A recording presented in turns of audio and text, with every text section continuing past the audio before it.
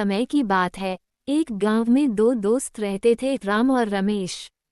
वे दोनों बहुत अच्छे दोस्त थे, लेकिन दोनों के स्वभाव बिल्कुल अलग थे। राम हमेशा उदास और निराशा में डूबा रहता था, जबकि रमेश हमेशा खुश रहता था और वह सकारात्मक सोच वाला था। दोनों दोस्त ही किसान थे और खेती करके ही अपना गुजर बसर करते थे। एक दिन गांव में अकाल पड़ गया।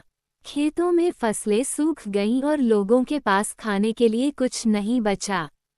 राम निराश हो गया और सोचने लगा कि उसका भविष्य अब अंधकार में ही रहेगा।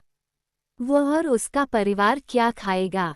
अब भूखमरी जाएगी। लेकिन वहीं रमेश ने सोचा कि यह समय निराश होकर बैठने का नहीं, बल्कि कुछ नई दिशा देने का है। रमेश ने अपने खेत में छोटे छोटे गड्ढे खोदे और उनमें बारिश का पानी इकट्ठा करने की योजना बनाई। उसने अपने खेत को बारिश के लिए तैयार किया, ताकि जब बारिश हो तो वह पानी इकट्ठा कर सके।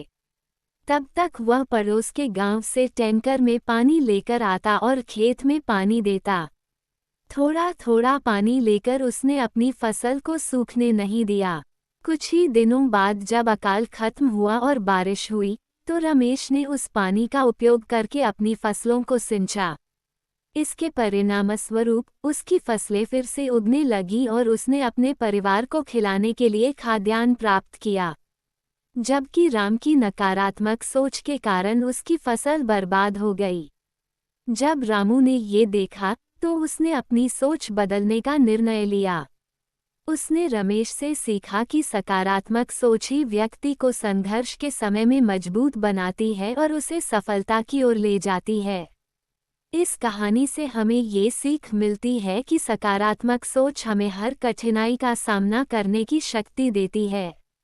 ये हमें नई दिशाओं की खोज में सहायता करती है और हमें अपने लक्ष्यों को प्राप्त करने के लिए प्रेरित करती है। इसलिए हमें हमेशा सकारात्मक सोच अपनानी चाहिए और अपने जीवन को बेहतर बनाने की कोशिश करनी चाहिए।